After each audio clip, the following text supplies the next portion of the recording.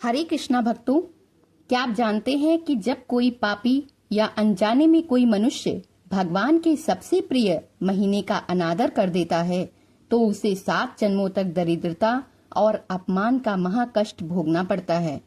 सुबह के 12वें अध्याय में आपने सुना कि कैसे द्रौपदी को अपने पूर्व जन्म में पुरुषोत्तम मास का अपमान करने के कारण भरी सभा में चीरहरण की भयंकर पीड़ा झेलनी पड़ी। परंतु आज शाम के इस परम पावन 13वें अध्याय में एक ऐसा रहस्यमयी मोड़ आने वाला है जो आपके रोंगटे खड़े कर देगा।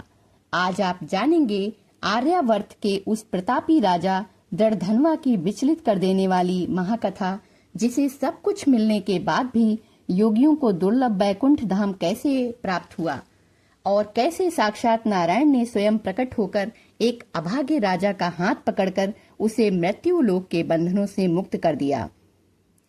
व्यासपीठ की पूर्ण मर्यादा के साथ आज की यह कथा अगर आपने शांत मन से पूरी सुन ली तो आपके घर में 7 पीढ़ियों से चली आ रही दरिद्रता, राहु केतु के दोष और पितृदोष आज रात ही शांत हो जाएंगे।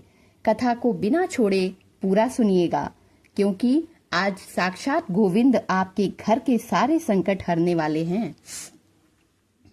व्यासपीठ पर विराजमान सभी पूजनीय संतों, विद्वानों और इस कथा रस का पान कर रहे मेरे परम प्रिय कृष्ण भक्तों को मेरा कोटि कोटि प्रणाम। आज पुरुषोत्तम मास महात्म्य का 13वां दिन है। आज शुक्रवार का पावन दिन है जो साक्षात धन की देवी माता महालक्ष्मी को समर्पित है।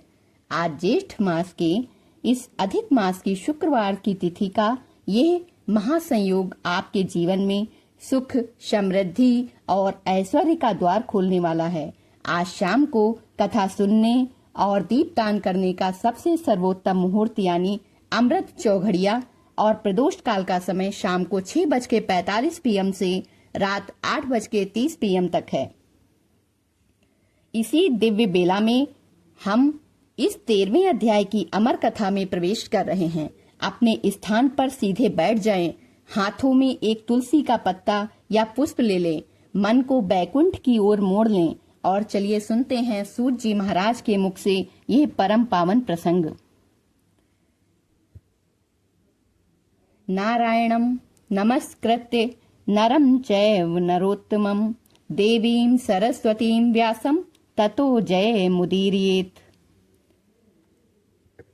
मैं कथा के प्रारंभ में संपूर्ण ब्रह्मांड के स्वामी, चराचर जगत के पालनहार भगवान नारायण जी को दंडवत प्रणाम करता हूँ। मैं मनुष्यों में सबसे श्रेष्ठ और साक्षात नारायण के ही अंशावतार नर नारायण ऋषि को नमन करता हूँ। मैं ज्ञान, बुद्धि, विवेक और वाणी की अधिष्ठात्री देवी माता सरस्वती जी के चरणों में वंदना करता हूँ और इस अलौकिक ज्ञान को वेदों से निकालकर हम तक पहुँचाने वाले परम पूजनीय महर्षि वेद व्यास जी को प्रणाम करता हूँ। इन सभी की असीम अनुकंपा को अपने हृदय में धारण करके वाणी को पवित्र करते हुए मैं इस विजय दिलाने वाली जय महाकथा का शुभारंभ करता हूँ। शांताकारं भुजगशयनं पद्मनाभं सुरेशं विश्वाधारं गगनसदृशं मेघवर्णं शुभांगं लक्ष्मीकान्तं कमलनयनं योगभिर्ध्यानगम्यं वंदे विष्णुं भवभयहरं सर्वलोकैकनाथम।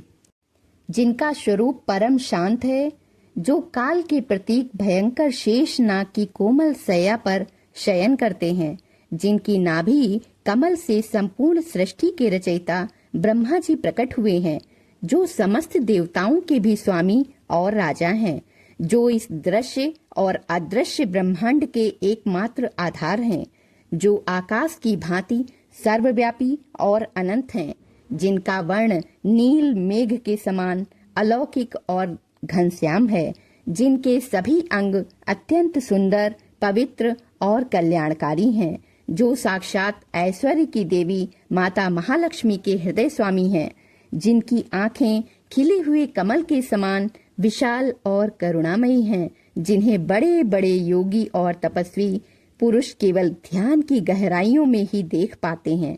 ऐसे जन्म मरण और संसार के समस्त भयों को जड़ से नष्ट करने वाले तीनों लोकों के एकमात्र स्वामी भगवान श्री हरि विष्णु जी के चरणों में मैं बारंबार नमस्कार करता हूँ। अब आइए पुरुषोत्तम मास महात्म्य के इस 13वें अध्याय के उस गुप्त श्लोक का गान करते हैं जिसे साक्षात नारायण जी ने नारद जी को सुनाया था। करुणा सिंधु रितयुक्तो या नाथ शरणम च माम कुरु माम करुणा सिंधु सफलम च दयानिधे। जब व्याकुल जीव ईश्वर की शरण में जाता है तो वो कहता है, हे करुणा के सागर, आपको संपूर्ण ब्रह्मांड में अनाथों का अनाथ, दीनों का बंधु और असहायों का आश्रय कहा जाता है। हे दयानिधि, मुझ जैसे अभागे और पापी जीव पर भी अपनी थोड़ी सी करुणा की दृष्टि डालिए और मेरे इस भटकते हुए अशांत मानव जीवन को सफल और धन्य बना दीजिए। श्री सूत जी महाराज नैमिषारण्य की पावन और पवित्र भूमि पर बैठे हैं। उनके सामने 80,000 ऋषि मुनि हाथ जोड़कर बैठे हैं। ऋषियों के मुख पर एक असीम कौतूहल है। शौनक आदि ऋषि सूत जी से कहते हैं, हे परम ज्ञानी सूत जी महाराज, हे महाभाग, हे समस्त पुराणों के मर्मज्ञ, आपने पिछले अध्याय में हमें द्रौपदी के पूर्व जन्म की वो विचलित कर देने वाली कथा सुनाई जिसे सुनकर हमारा हृदय कांप उठा कि कैसे साक्षात नारायण के महीने का तिरस्कार करने से जीवन नरक बन जाता है। परंतु हे प्रभु, अब हमारे मन में एक बड़ी भारी जिज्ञासा उठी है। कृपा करके हमें ये बताइए कि इस पुरुषोत्तम मास के नियमों का पालन करने से, इसका व्रत और कथा सुनने से आर्यावर्त के उस महान राजा दृढ़धनवा को अपना खोया हुआ वैभव राज्य, उत्तम पुत्र पौत्र और एक अत्यंत पतिव्रता स्त्री कैसे प्राप्त हुई? और उससे भी बड़ी बात, जो स्थान बड़े बड़े योगियों, तपस्वियों और मुनियों को करोड़ों वर्ष की तपस्या के बाद भी नहीं मिलता, वो भगवान विष्णु का परम धाम यानी बैकुंठ धाम उस राजा दृढ़धनवा को कैसे मिल गया? कृपा कर इस इतिहास को हमें विस्तार से सुनाकर हमारी शंका का समाधान कीजिए। सूत जी महाराज मंद मंद मुस्कुराते हैं। उनकी आंखों में भगवान नारायण के प्रति प्रेम उमड़ आता है। वे कहते हैं, हे श्रेष्ठ ब्राह्मणों, सुनो, मैं तुम्हें एक ऐसा प्राचीन और पवित्र इतिहास सुनाता हूँ जो आकाश गंगा की तरह मनुष्यों के सारे पापों को धो देता है। ये कथा राजा दृढ़धनवा के जीवन की है। प्राचीन काल में है देश के भीतर चित्रधनवा नाम का एक अत्यंत विख्यात धर्मात्मा और प्रतापी राजा राज्य करते थे। राजा चित्रधनवा के घर में कोई संतान नहीं थी। उन्होंने वर्षों तक देवताओं की आराधना की, यज्ञ किए, तब जाकर उनके यहाँ एक महातेजस्वी, समस्त शुभ लक्षणों से युक्त, सत्यवादी और धर्म की साक्षात प्रतिमूर्ति पुत्र का जन्म हुआ, जिसका नाम रखा गया दृढ़धनवा। राजा दृढ़धनवा बचपन से ही असाधारण थे। उन्होंने अपने गुरु के आश्रम में रहकर अंगों सहित चारों वेदों का गहन अध्ययन किया था। वे न केवल शास्त्रों के ज्ञाता थे, बल्कि अस्त्र शस्त्र चलाने में भी पूरे आर्यावर्त में उनके समान कोई दूसरा योद्धा नहीं था।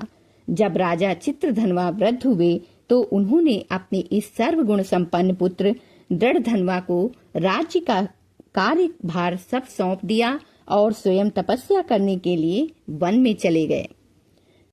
सूत जी कहते हैं, हे ऋषियों, राजा दृढ़धनवा ने जब सिंहासन संभाला तो उनका राज्य साक्षात राम राज्य के समान हो गया। उनके राज्य में कभी अकाल नहीं पड़ता था।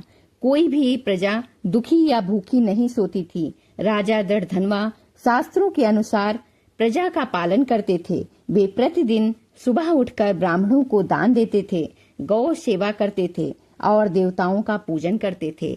उनका विवाह एक अत्यंत सुंदर, शीलवान और पतिव्रता कन्या से हुआ।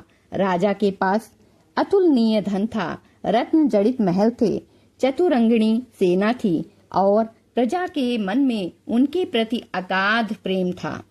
राजा दृढ़धनवा ने अपने जीवन में अनेक बड़े बड़े यज्ञ किए, अश्वमेघ यज्ञ किए और ब्राह्मणों को करोड़ों स्वर्ण मुद्राएं दान में दी।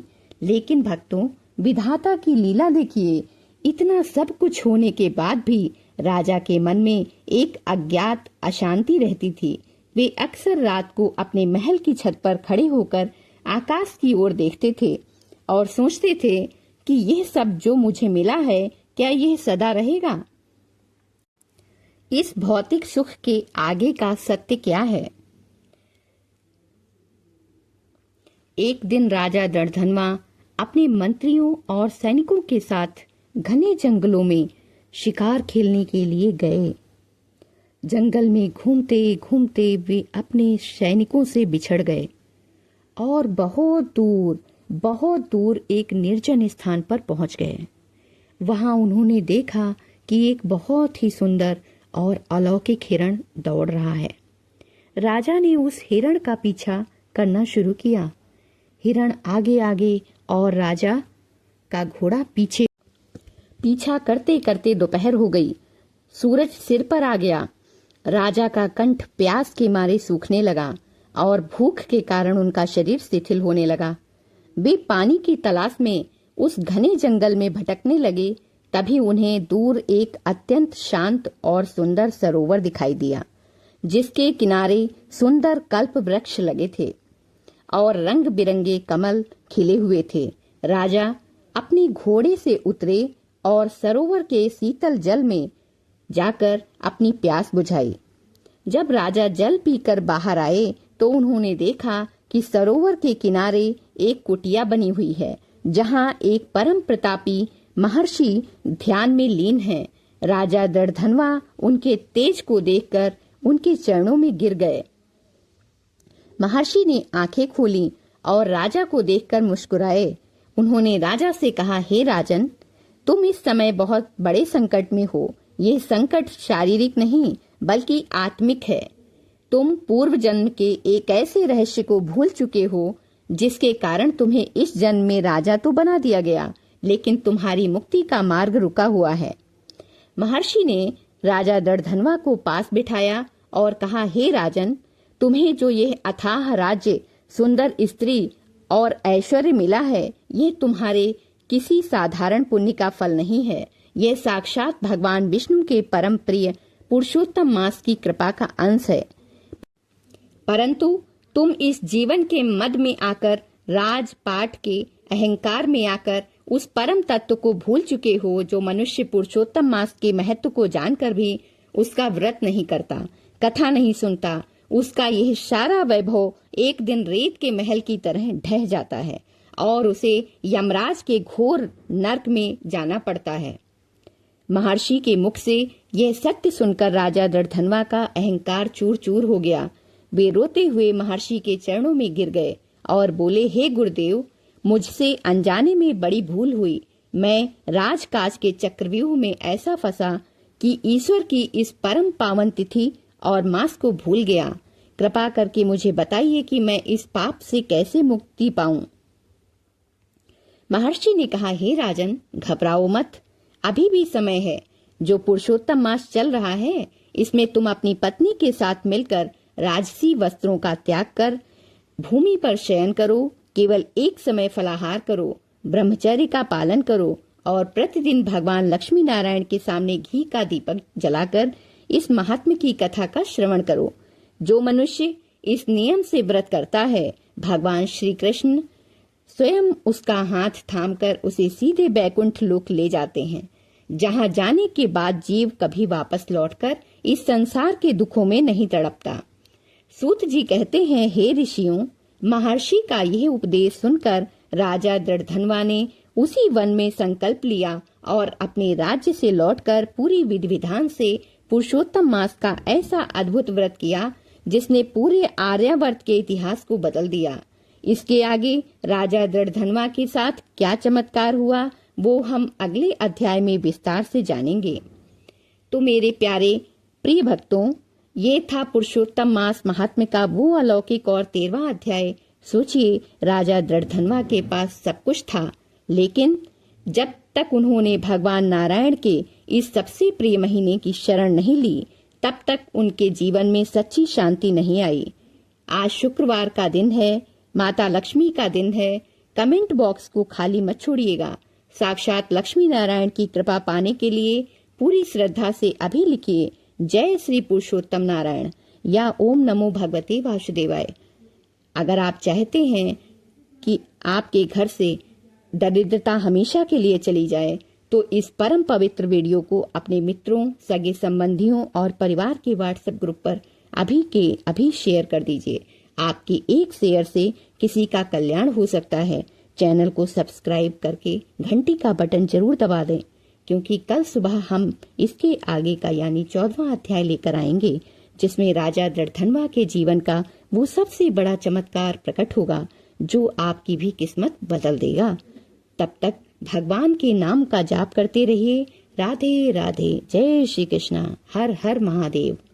ओम नमो भगवते वासुदेवाय।